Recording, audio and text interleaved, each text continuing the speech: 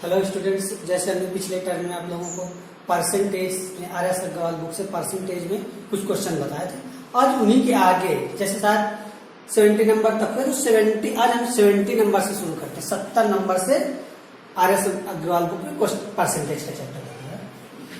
कौन सा चैप्टर है? परसेंटेज। जैसे मैं पिछले टर्म में परसेंटेज के बारे में कुछ बताया तो आज उसी के आगे परसेंटेज में होंगे। जैसे क्वेश्चन नंबर 70 है।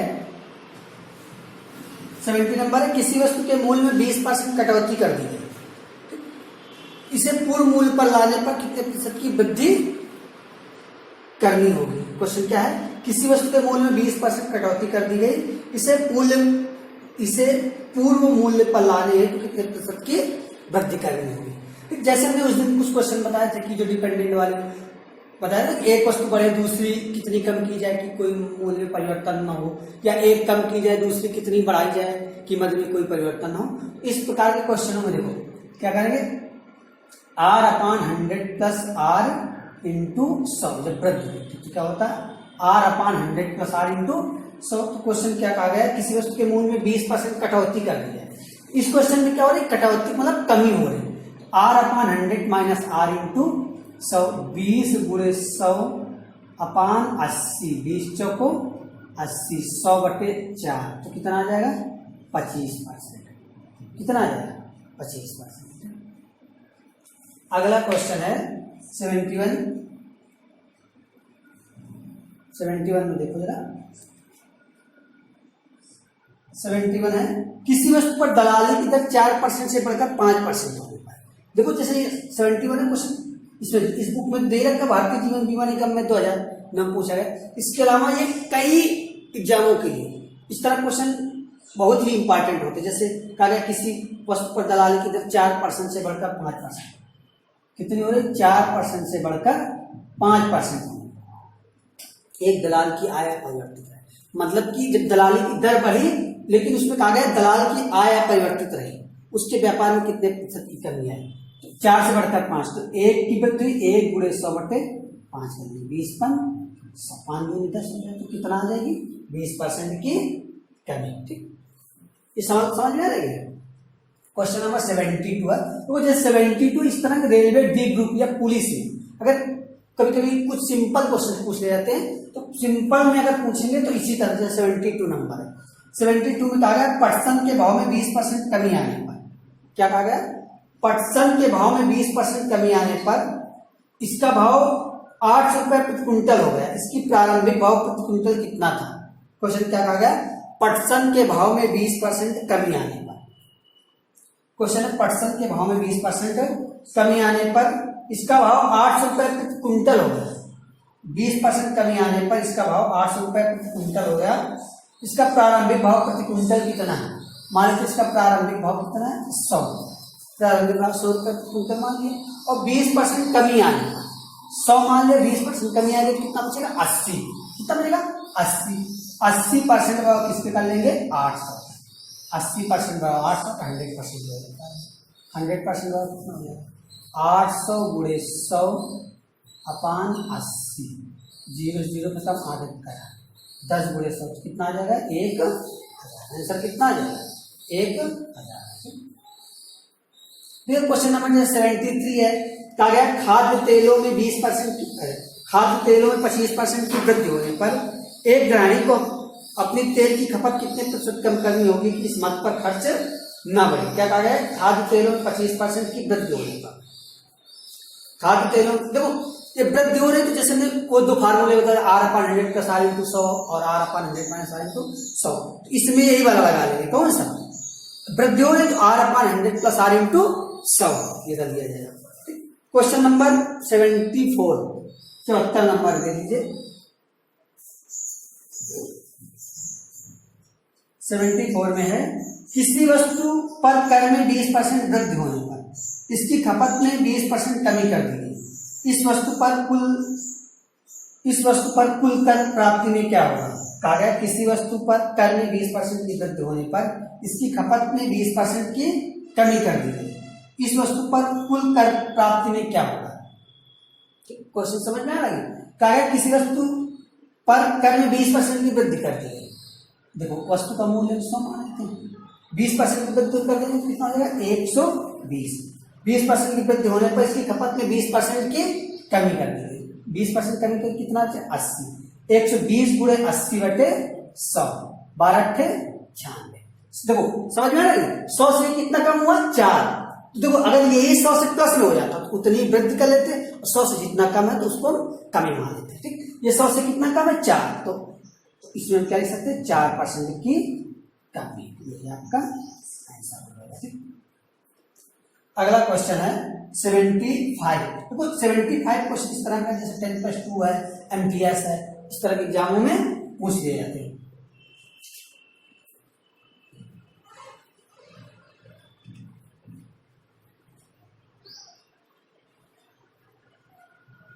$75 है, एक दुकानदार 45 रुपए में एक कॉपी बेचता है तथा 4% लाभ कमाता है। एक दुकानदार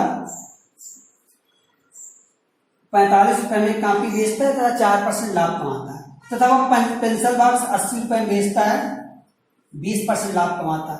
यदि वह प्रतिदिन 10 कॉपियां तथा 6 पेंसिल बॉक्स बेचे तो 2 सप्ताह में वो कितना धन कमाएगा। देखिए एक कॉपी का है, एक दुकानदार 45 रुपए में एक कॉपी कितने की बेच रहा है 45 रुपए, एक कॉपी 45 रुपए था। पेंसिल बॉक्स, एक पेंसिल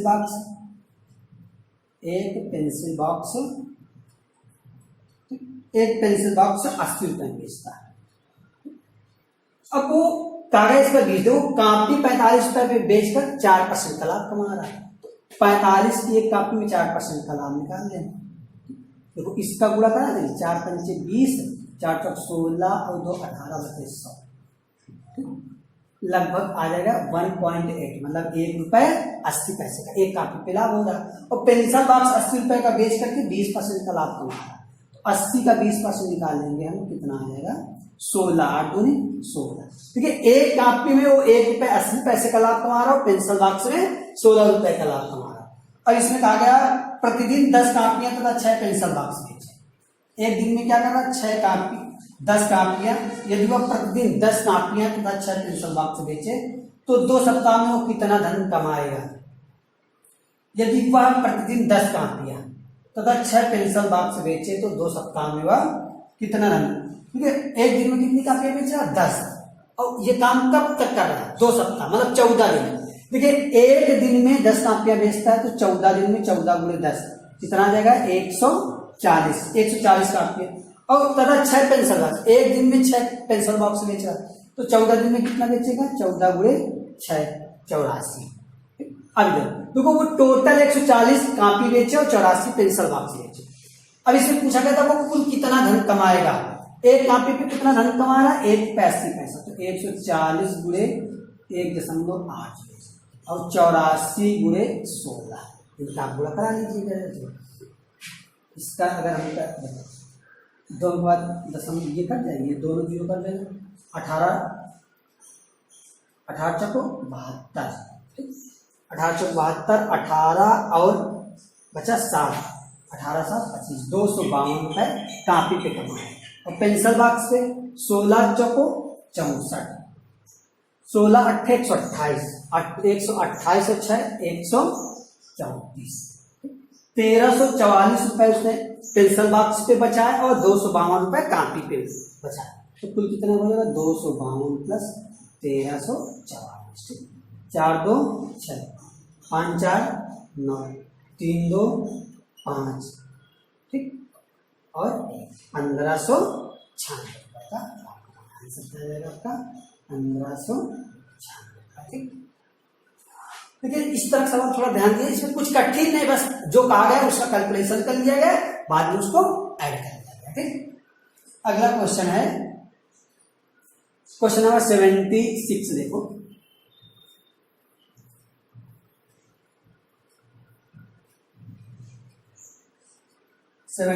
है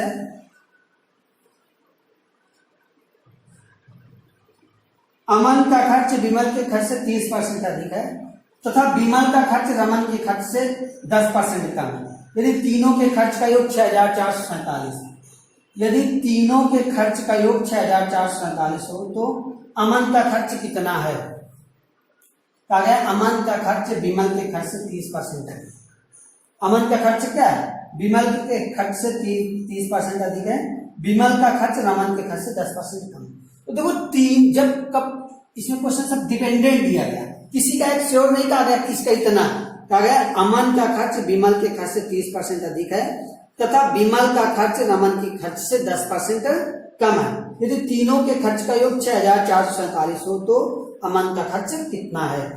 अब इसमें कहा गया अमन का खर्च विमल से 30% अधिक है, अमन का हम कितना मान, इसमें मान लेते हैं रमन का, रमन का खर्च कितना मान लेते हैं 100, रमन का हमने कितना मान लिया 100। विमल का खर्च रमन से 10% कम है, विमल का खर्च कितना है, रमन से 10% कम, विमल को 20 से डिनोट कर लिया, 10% कम है, कितना हो गया 90। और अमन का खर्च विमल से 30% अधिक है, अमन का खर्च कितना है, विमल से 30% अधिक है, 90 से 30% अधिक, 90 गुणे 130 बटे 100, क्या है 117, तो कितना हो जाएगा 117। अब इन तीनों के खर्च का योग 6447, इन तीनों को ऐड कर लें, अमन विमल और रमन, इनको कितना 100 प्लस 90 प्लस 117, ठीक है, इन तीनों को ऐड बराबर हो जाएगा 6447। देखिए इनको जोड़ो 90 और 100, 100 और 90, 190 और 117 हो जाएगा 290, 290 और 17 हमने जोड़ा कितना हो जाएगा 307, 307 बराबर इसके कर लेंगे। अब इसकी 100 की वैल्यू निकाल लीजिए, अमन का खर्च बताना था, अब हमें बतानी 117 की वैल्यू, ठीक, अमन का खर्च देखो 307 बराबर इतना, सबसे पहले 100 की वैल्यू निकालिए, 100 बराबर हो जाएगा 6447 गुणे 100 बटे 360, 100 की वैल्यू या 100 की ना निकाल के सीधा अमन का खर्च निकालना 117 की, इसका कैलकुलेशन करेंगे तो ये आंसर हो जाएगा, ठीक। अगला क्वेश्चन है क्वेश्चन नंबर 77, क्वेश्चन नंबर 77, ठीक है। 77 में है पेट्रोल के मूल्य में 10% कमी होने पर एक उपभोक्ता को पेट्रोल की खपत में कितनी वृद्धि करनी होगी जिससे उसका पेट्रोल पर खर्च ना घटे। पेट्रोल के मूल्य में 10% कमी होने पर एक उपभोक्ता को पेट्रोल की खपत में कितनी वृद्धि करनी होगी जिससे उसका पेट्रोल पर खर्च ना घटे। क्वेश्चन समझ में आ रहा है? ये भी उसी तरह के जो वृद्धि और कमी वाले से प्रॉफिट मतलब कि इंक्रीज हो रहा हो फिर डिक्रीज हो रही वैल्यू, प्रॉफिट का है पेट्रोल के मूल्य में 10% कमी होने पर, इसको लगा लो ना, ये कमी हो रही तो R/100 माइनस R इंटू 100 कर लेंगे। पेट्रोल के मूल्य में 10% कमी तो 10 गुणे 100 बटे 90, 0 कट जाएगा, 100 बटे 9, 11 सही 1 बटे 9%, ये क्या आ जाएगा आपका आंसर, ठीक। अगला क्वेश्चन नंबर है 78 नंबर देखेंगे। कहा गया है एक व्यक्ति की मासिक आय 13,500, ठीक, उसका मासिक व्यय 9,000 था। एक व्यक्ति की मासिक आय 13,500, ठीक, उसकी मासिक व्यय 14,000। एक व्यक्ति की मासिक आय 13,500, उसका मासिक व्यय 9,000, ठीक। मासिक आय क्वेश्चन नंबर ये देख लीजिए, मासिक आय कितनी दे रखी 13,500, ठीक, और व्यय कितना कर रहा है 9,000, तो कुल मिला के कह सकते हैं 13,000 कमा रहा, 9,000 13,500 कमा रहा है और 9,000 खर्चा कर रहा था। अब यहाँ से हम क्या कर सकते हैं, बचत कितना हो रही, अगर इसमें घटा दे तो कितना आ जाएगी 4,500 रुपए वो बचा रहा। अगले वर्ष उसकी मासिक आय में 14% की वृद्धि, देखिए मासिक आय इतनी है 13,500, इसमें 14% की वृद्धि हो रही, 13,500 का 14% निकाल करके हम इस पे ऐड कर लेते हैं, 0 14 5 70 14 42 42 7 49, ठीक, 14 देखो 14 5 70 14 42 7 49, 14 4 18, 1,890 रुपए की वृद्धि हो गई। तो अब देखिए इसकी 13,500 रुपए थे और 1,890 की वृद्धि, ठीक। अब उसकी आय में 7% की वृद्धि, सॉरी मासिक आय में 14 था, व्यय देखो व्यय उसका 9,000 था, 9,000 में 7% की वृद्धि हो गई, 963।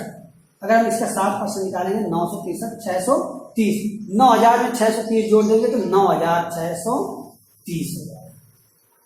अब इसको पहले इधर जोड़िए, 13,500 प्लस 1,890। देखिए 0 9 9 5 4 8 5 13 3 3 4 5 15,300। एक मिनट फिर 0 15,913 15,390। देखिए पहले कितनी थी उसकी आय 13,500, कितना हो गया 15,930। पहले आय कितनी थी, अरे व्यय कितना था 9,000। अब 7% की वृद्धि होने के बाद 9,630। तो अब कहा गया उसके बचत में कितने प्रतिशत की वृद्धि। तो सबसे पहले इसमें इसको घटा देंगे तो ये बचत आ जाएगी। बचत में वृद्धि के लिए फार्मूला बचत प्रतिशत हो जाएगा, बचत गुणे 100 पर प्रारंभिक मान। ठीक, क्वेश्चन नंबर 79 है, क्वेश्चन देख लीजिए।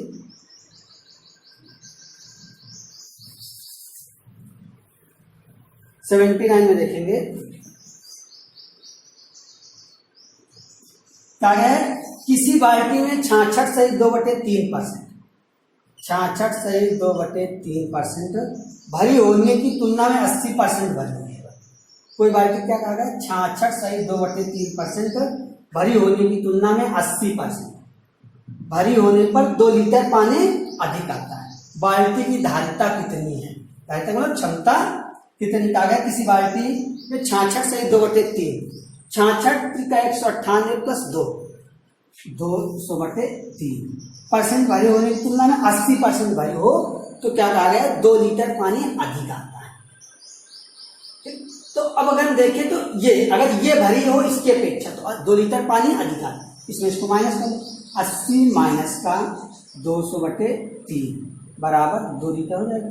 8 24 240 माइनस का 200 तो कितना बचेगा 40, 40/3 बराबर 200। अब यहाँ से 100 की वैल्यू निकालेंगे तो 200 2 गुणे 100 और ये देखो 3 ऊपर चला जाएगा बटे 40, 0 0 खत्म, 2 2 4 2 5 10।